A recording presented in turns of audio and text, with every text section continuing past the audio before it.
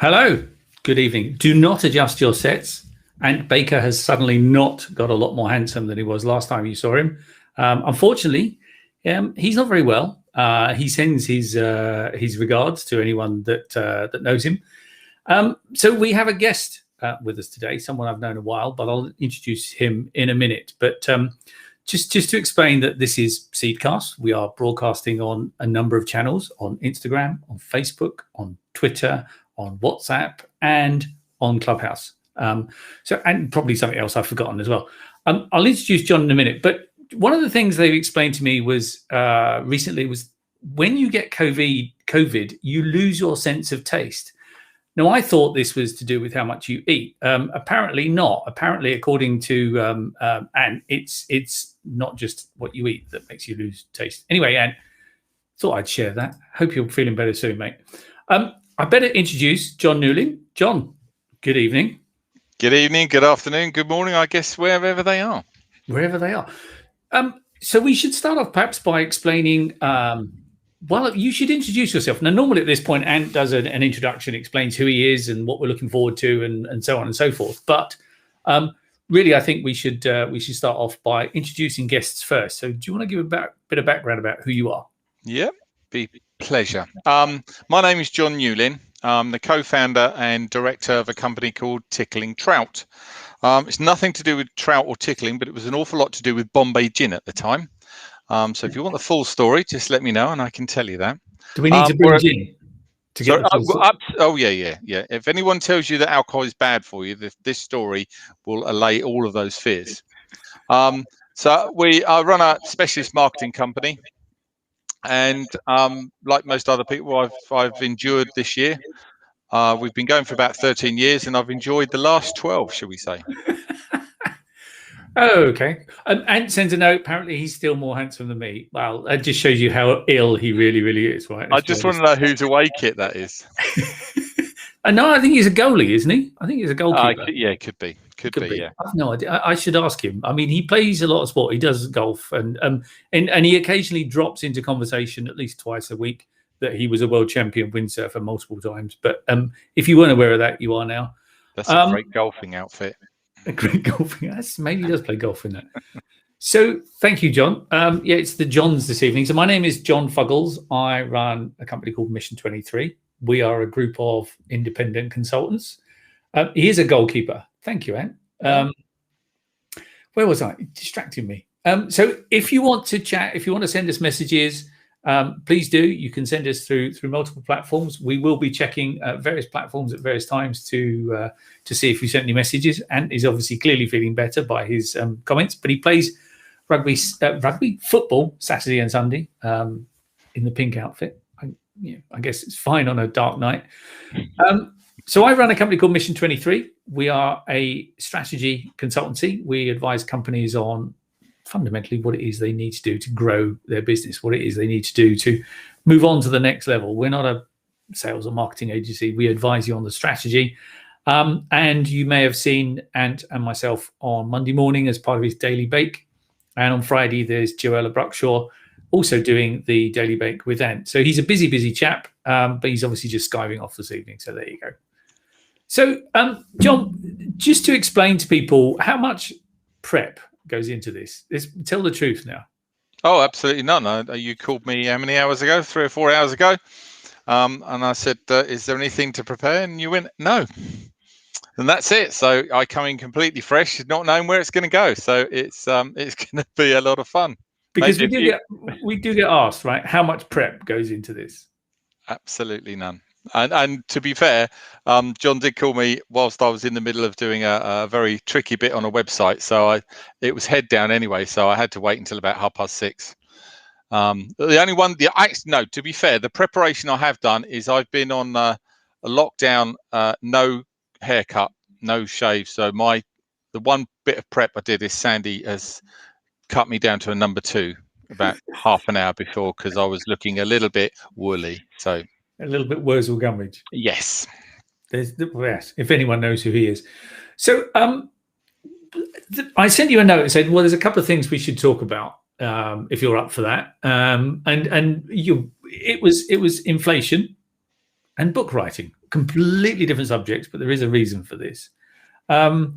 Because I was reading an article just recently in a newspaper and talking about inflation is coming, and I guess that kind of makes sense, right? You've got the government stuffing wads of cash down the back of the sofa as fast as they can, or back of everyone's sofa as fast as they can to sit at home and earn some money. Which, to be fair, sitting at home earning money, there's a lot of people would have lived for that for a long time. Yeah. Most people have gone for a bounce back loan, or as I would like to call it, a bounce forward loan, because it makes no sense not to do that, because at the moment it's free money. So you can either use it to stay alive, or you can use it to actually market more and actually build your business. But there's an interest rate on it, no? But at some point, this is a couple of cents. But at some point, that nothing's free. No free lunch. At some point, that has to be paid back, and everything else that's gone into it has to be paid back. And I think that has to be done. You've got to raise inflation to do that. Well, it's true, because people think about inflation, and some of us are old enough to remember when it was torrid in this country with huge inflation. Inflation's a natural on one day, wasn't it? Again, 15% one day. One day, 15%. It's somewhere like 1991, and I thought I've got 3 months left and I'm going to get chucked out of my house. But I think it was only one day it went to 15%. That's like Zimbabwe. Oh yeah, it was, honestly. It was nuts. Horrible. Nuts. Well, we're not talking about that then, I hope. No. Good. So inflation, right, is obviously the price of everything goes up. Well, so is there a natural inflation because of Brexit? Can we talk about the B word? Or is it a government thing? Because we're going to get inflation, but what does it look like? And what do we do? I think that whether you were for Brexit or against Brexit, it's going to give us some level of freedom. It's already told us that we've been able to do the vaccinations quicker than most other people because of that. And I think we've got to look. Yes, there's going to be some downsides, but we've got to look at the opportunities of being on our own. And that means if we can grow quicker, if we got a bit more inflation, that means people are going to invest in this country more because they're going to get a better return. So whilst we've, since I've run my business, we've pretty much no inflation. It would be nice to have a bit of inflation and actually see things physically grow. And it's got to happen, because this is like coming out of the war. There's a whole lot of money that we've got to pay back. It is interesting that in the war that most of the money we borrowed was from America, which we then paid back over a few decades. But it seems that every country has now borrowed money. So who have they borrowed money from? That's the interesting one. I've seen the picture of those people on the front of tabloids being abused and all that. But yeah, it's interesting. It's a cyclical thing, right? Everyone's loaning and borrowing. There's a film about that, isn't there? I believe so. I believe so. Yeah. Didn't end well for most people. But no, it's an interesting thing. So is inflation then something we want to happen, or is it just a cause and effect of everything that's gone on before? It's like anything. If it's well managed, then it's good. If it's out of control, then of course it's bad, because one's chasing the other. But I think if you've got well managed inflation, then it shows good, healthy growth. A bit like your beard. Yeah. Okay, so we need inflation, and then we've got to get it under control somehow, and all that. But you talked about the bounce back loans as well. So all those are going to have to be paid back. Yep. So inflation technically makes, over the course of it, makes the cost of that loan cheaper. Well, yes, it does. It does. So that's why it can be advantageous. And again, if you're having to use it to stay alive, then that's money you've got to pay back. We've borrowed it. We didn't actually need it. So if we wanted to, we could pay the whole thing back.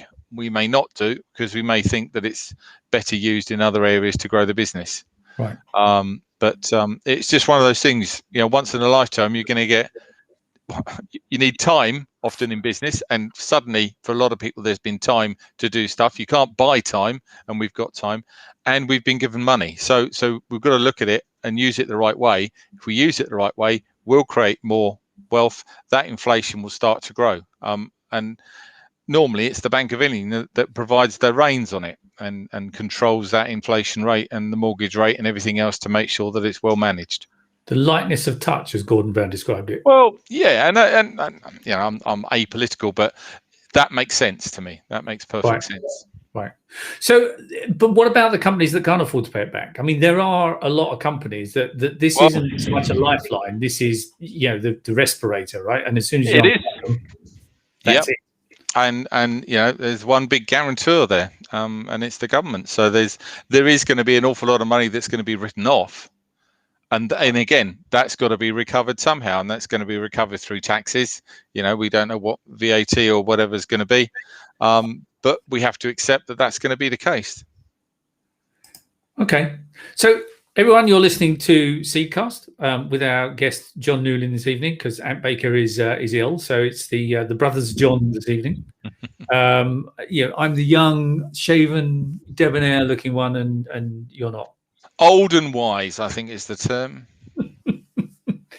But seriously, and get better soon. Now, the other thing we were going to talk about was your books. Well, not your books, but is that your cat? Books in general. Is that your cat? Where is he? Oh, he's laying down at the moment, so you can just see his foot. I want to come back as a cat because they just lay around and do nothing all day long. They do. It's such a spoilt life. But books, because you were talking just a moment ago about people are taking money to try and either keep the business alive or grow their business, and everyone thinks they can write a book, wants to write a book, but it's I've noticed the number of people who have written or are writing, and the number of book writing courses, it's just grown exponentially. It's like the do thing. Yeah, I think for a lot of people, there is the desire to write a book, but it's like, where do I start? And I know, the obvious thing is, right, just start typing, but a lot of people need some sort of methodology to use. And I went on a course, and it was a whole day course, but the end of it was basically two simple things. It was write 500 words a day. And if you don't know what to write, you go to your laptop and you type in, I don't know what to write. I don't know what to write. I don't know what to write. And at some point, your brain is going to go, write this. And 500 words isn't a lot. And it's that eating the elephant, a chunk at a time. And that's how I started. I had a little reminder in my diary every day at 4:00, write 500 words. And that's how I did mine.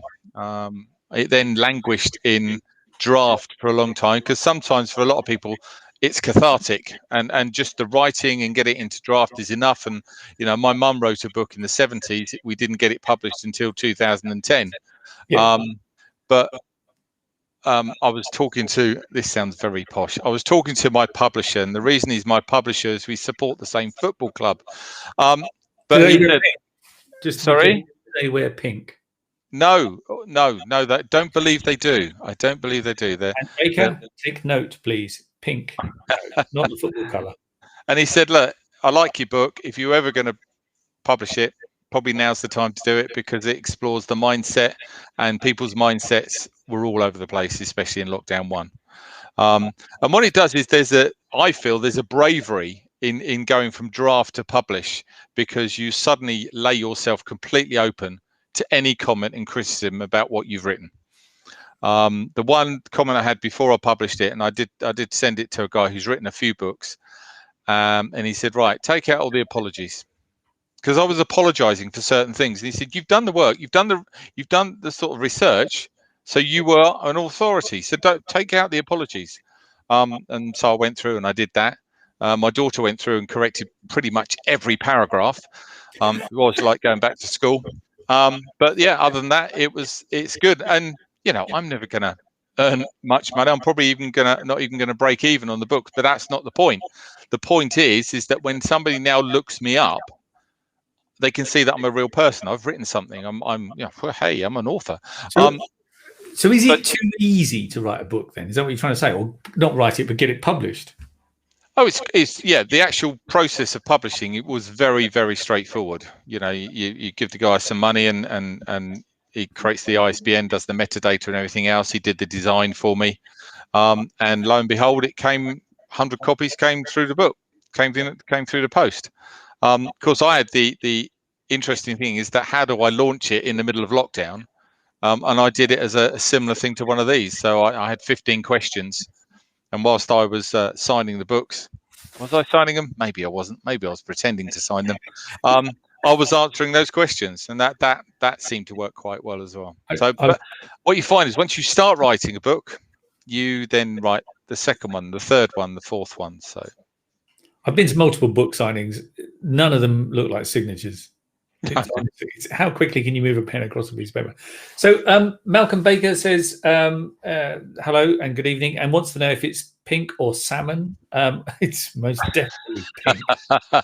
Let's be clear. So book. Okay, so it's easy to write a book, and everyone's kind of getting online and sort of doing this thing of write a book, give a chapter away for free, or extract blogs out of it, and all that kind of stuff. And everyone's a publisher, everyone's an author, everyone's a journalist. And then of late, and it's been around a little while, but it's kind of just grown, and then it's suddenly taken off, particularly over in Europe, is Clubhouse, which is a completely different thing to book writing. And then you got Facebook saying they want to get into something like that, and I'm sure Google will, and everyone else will at some point. I just wonder where this is all going, because everyone suddenly wants to write a book. Everyone suddenly wants to be on Clubhouse. Are we actually ever going to do any work? Well, that's the big point, isn't it? Is that you want to find time to do these things, but at the end of the day, you've got to bring money in. More importantly, you want to find time to be on Seedcast, obviously. Of course, yeah, absolutely, because it's of great value.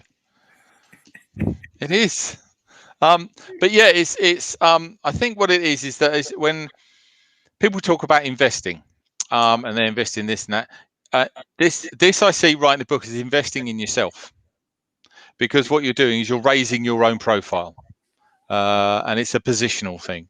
And what it also allows you to do, it allows you to talk on that subject without necessarily selling yourself as such. So from that side, it's worked. That has worked really well for me. When I was allowed to do presentations, people were interested in what I was writing about. And as you know, we're both petrol heads. The first book that I wrote was I was actually commissioned by Veloce. But that was very easy because they gave you a number of words for each section, and that was it. It was very structured, and that probably took me a couple of months to do. Writing my book, you start with a clean sheet. So again, it's how do you write it? Now, my current book that I'm writing, which is about my IT career and how IT has changed beyond recognition in 40 years. I've written the start and I've written the end. So I mean, you've been around a while. So what was Countess Lovelace like? The interesting thing is I think I got it in my book that a gig of memory in 1981 was $300,000, and now it's 10 cents. Okay, that's wow. Yeah. So I mean, you talked about writing a book. I mean, I'm in the credits of about half a dozen books, which is a whole lot easier way of getting your name in a book. To be fair, someone just asks you for a quote, or you send something in. But this idea of everyone writing a book because they got something to say, and this cathartic thing, you said something there, which was people were asking you about when you were writing the book, which is interesting because I started dabbling a while ago. I'm up to about 25,000 words now, so about a quarter of the way, third of the way, and it's something I enjoy doing. It's 7 o'clock in the morning. I've got an hour of just writing, and I find it. Well, actually, it's not true. I've got an hour of staring at a keyboard, but I do find it quite interesting, quite, as you say, cathartic, quite relaxing. But I do wonder if and I've had people ask me how it's going. I do wonder if when it's published, nobody's going to ask anymore. And it's not the getting the book written, it's the process of writing it. Yeah, it is. And a definition of success is not that you're going to be another J.K. Rowling. Definition of success is that you've gone through that process and you exist. Effectively, you're immortal now, because you've written a book and your name is on a book. Right. The same thing as my mum wrote a book in the 70s, and it was about her mum. And she realised that the children coming through weren't going to know her mum, so she started writing about her mum, and it was all about her trying to move up the social ladder. And she failed, and it was called The Broken Ladder. And so we got it published the day before she died, which is all very lovely. But Woking Library have got copies of that because they've got dates and times, but they haven't got the stories around the 20s, 30s, and 40s. Do you know, I said to my daughter a little while ago, I said, you were talking about the book, and I said, well, when it's published, I'll give a signed copy to your school. And her response was, why would we want that? Most people tell me my unsigned versions are worth more. Okay, so so are you saying that we should all write a book, or are you just saying that? Oh, you've got to have the want to do it, and you've got to have, right, what is my desire? Is it a desire to be a top 10 sales? Then that's a wholly different thing. You probably got to put a lot more effort into it. If it was like me, it's about positioning, then yes, it's worth doing. I think it is worth doing because it does help position you as some level of authority. It almost doesn't matter what the subject is about. Right. You have some level of authority, and people will listen and be interested. And what it is because the way I write, I'm quite open about what I put in the book. They then know me better, and that helps as well. So Malcolm's just sent a note. If you wrote a book about his life, too many ex-teammates will want to lynch him. I'm guessing that's not a kiss and tell then book. No. Yeah, the IT one, I've had a lot of people that have said, look, can you wait until I die before you publish it? I said, no, there's nothing in there. There's the odd one where people profess their love to me whilst drunk, but that's nothing more than that. But that's the point. How honest do you have to be in some of these books? Because some of them, the problem is some books I read are so benign because it's so sterile, and yet you go the other way and it's like, you're going to get hanged. Yeah, exactly. Is it faction or is it the people that are gonna that will want to sort of stir things up? And what you often find is that if you want to make sales, then you've got to be contentious. And if you're contentious, then you're more likely to get people interested. But yeah, that wasn't my goal in the book I'm writing at the moment. It was just the fact that I could see that an awful lot had changed in IT, bar one thing, because the book is called A Load of BIOS, and the only thing that didn't change in 47 years was the BIOS. I have no idea what that even means, but thank you. I can explain it to you because I am a geek. But the idea behind it is some of the fun stories behind it. One is I was upgrading these PCs from the 5.25 inch floppies to the 3.5 inch, what they call stiffies. And I'd copied all the data across, and I got a call from a user saying they couldn't read the disk, and they'd taken the 5.25 inch, folded it in half, and put it in, and wondered why they couldn't read it. So, all sorts of things. There's similar things happen nowadays where people just don't have an understanding of it, and it was just good stories. And you belong to an American software company, and you're forever going over on sales conferences, and all sorts happens over there. But nothing too incriminating. Lynn Y said you're inspirational from listening to you. So I suspect Lynn is either going to start a book as soon as we've finished, or already has, and she just needs a bit of a proverbial. She loves me. Oh, okay. She loves me. We need to talk about your trips to America in a minute because there's something you and I need to share with the audience. But let's talk about that. When you go to your conferences in the US, you have a certain dress code. Yeah, and it's again, we're being separated by the same language. Smart casual is casual over there, and the English tend to have some sort of reputation in America.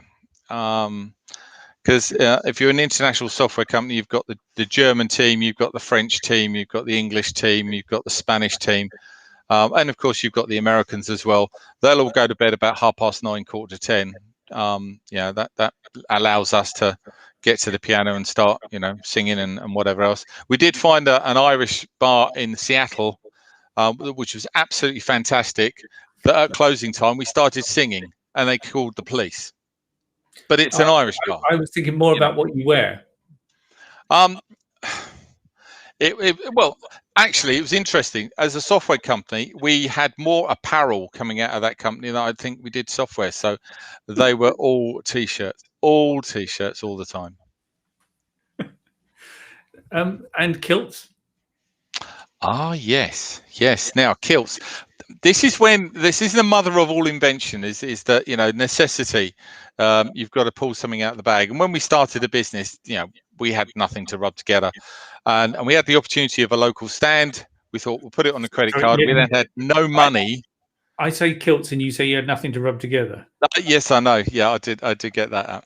And we had nothing to show on the stand. And David suggested that we can borrow a pair of kilts, which I thought was a great idea at the time, which was 2 months, 3 months ahead. On the morning, I'm thinking, what have we done? What have we done? It was on a cold March morning. We then realized we had to walk through the town to get to the center. I've got a newfound respect for women now on a cold morning. Absolutely newfound respect. And everyone was looking and smiling. And I did say to David, I said, yeah, we are a bit conspicuous here. And he said, yeah, you're fine. You're 6'3". I'm 5'8". Who's the bitch? But at the end of the day, we had the PR. We were in the papers because we were two guys wearing kilts, and it cost us nothing. And I think it's just trying to be inventive to be remembered. The name Tickling Trout was the whole idea, is you want the company to be remembered. The thing is with the kilts, of course, no one else can copy you, right? That's the whole point. Yeah, exactly. Very clever. Very clever. If I'd have known at 18 what a pulling outfit a kilt was, I'd have had one then. That's why you're in marketing. Look, it's just coming up to 7:30. It's been an absolute pleasure having you here as a guest, dropping in really enjoyed it. At the last minute while Ant is suffering, poor chap. So feedback from you. Have you enjoyed it? Absolutely, I loved it. Absolutely loved it. And I think these are going to happen more and more, because there's always a little bit that somebody can take from this conversation, and the next conversation there'll be other bits that people can take, and half an hour out for people is not a long time, and it makes the idea of networking just so much more efficient than it ever was. So I think these are just grow and grow. Yeah, I mean, Ant and I do this. We started off doing this on a one-to-one basis, just talking about his work and my work, and then he suggested, why don't we just record it and see what happens? And then it kind of went on from there, really. And he's still listening. Gosh, he's obviously not as ill. He's obviously malingering. So it's kind of gone on from there. But I thoroughly enjoy it. It is, we've had multiple 1, 2, 3, 5, 6 people say they found it enjoyable and useful information. So that's the ones that I can see. The thing is, you can be world class at getting ready, okay, and say, oh, this is not quite right, this is not quite right. You can have all the mistakes in part of this, which actually adds to it, but actually the one that you send out and stream live like this is always going to perform better than the one that you decided not to do. Yeah, you can be too slick. Absolutely. Interesting. And these are real. Yes. Yeah. So look, I appreciate it, John. Thank you very much. It's an absolute pleasure having you on as a guest. We might have to think about guest slots going forward. That's not to say, and you're fired. But, we may have to think about that. Maybe have someone else join us. So it's been a pleasure. Thank you very much. My pleasure. Thank you, John. And thanks, Ant. Yes, he'll send you the bill when he sees you, I'm sure. But this is Seedcast. My name is John Fuggles, and we have with us John Newlyn. Ant Baker is ill, but he will be back hopefully next week. Until then, see you then. Bye-bye. Bye-bye.